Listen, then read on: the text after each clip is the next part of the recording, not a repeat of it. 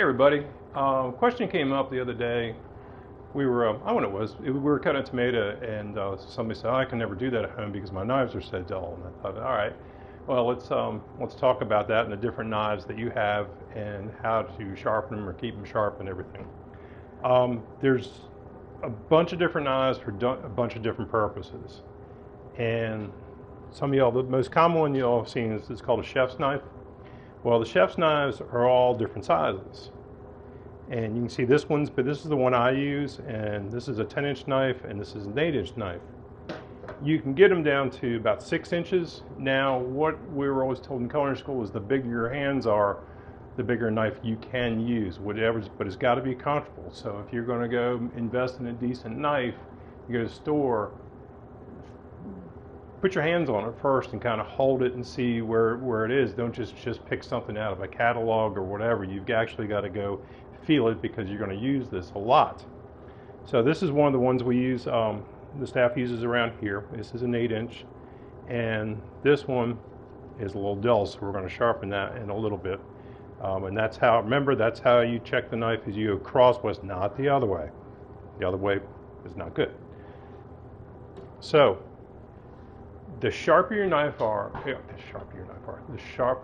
is, it's more safe that way. And it sounds weird, a sharper knife is safer, but if you're putting pressure on something to cut it, you have a loss of control. If it's nice and sharp, it'll go through whatever it is, whether you're peeling a potato, cutting a tomato, anything like that. The sharper it is, the better, it's safer.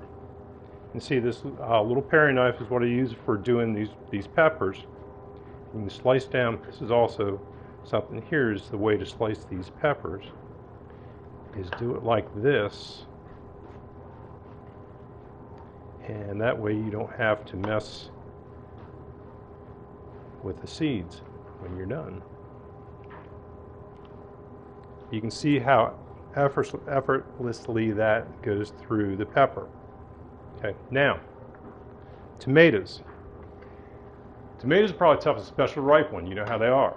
So unless you have a razor sharp knife, use a serrated knife, because it makes it so much easier. You can just glide right through them. You can cut them as thin as you want. I would highly suggest a serrated knife. Now, how many of y'all have a serrated knife that's been sitting in the knife drawer for the past 30 years? Go buy a new one. These are not that expensive, and a sharp serrated knife is worth its weight in gold, trust me. Okay, now, probably most of y'all have dull knives in the kitchen. Well, how do you sharpen one? People see this and think this is a knife sharpener. It's not. This is called a steel. This is actually going to hone the edge of the knife once you get it sharper. If you can think of a knife edge, it looks like it's very straight. What a knife edge is, if you get it sharpened correctly, it's very thin at the end. And when it gets a little dull, if you think of it like this, the whole edge of it, it kind of waves in and out like that. So when you use the steel, it brings it back straighter like that, and that it doesn't sharpen it, it just hones it, it brings it back. So that's what the steel is used for.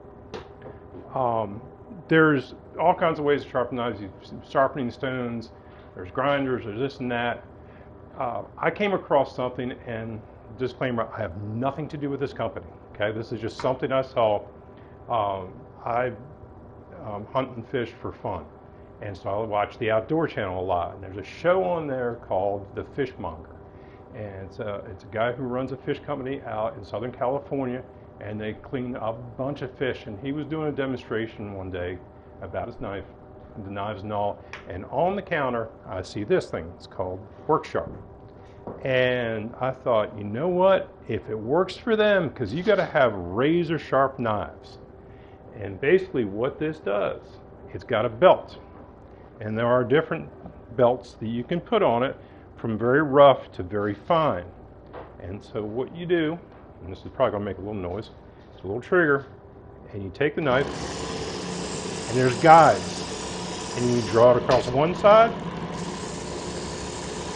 draw it across the other, and you do this 4 or 5 times. Now, since I've already sharpened this before, and I can feel the difference there. You get it so, usually if you're going to start a knife from scratch, you start with a rough one, and you can have to do it maybe 10 or 12 times on each side. And so you keep working it, you put a finer belt on and find a really fine belt. I found this to be extremely good because they always say sharpen a knife between 15 and 20 degrees. Well, if you're like me, you know what 45 is, and you can kind of guess at 15 or 20, but it might be close, it may not be. This, with the guides, makes it pretty much foolproof. So I use this all the time for here at work, and it keeps our knives sharp. You guys, you all know that we go through an awful lot of meat. So the knives we have for those, and our big meat cutting knives and boning knives and all that stuff have to be sharp. Also, we do skin all of our fish when it comes in Friday morning, so those knives have to be sharp too. So when the knife is done going through the sharpening, all you do is hit it a couple times, tone it up, and then that's it. And it'll be nice and sharp. So anyway, I hope this helps, gives you an idea. And like I said, I've got no affiliation with this company whatsoever. I just ran across something I really like, and it works well, and it's easy. So I thought it might be helpful to y'all. Remember, use a serrated knife for your tomatoes. They come out nice. You don't have to worry about pushing down too hard. Play the video back again, see how I did the pepper. Just a kind of a little chef trick, and also you don't have seeds all over the place. And we'll be back again soon with another video for our YouTube channel.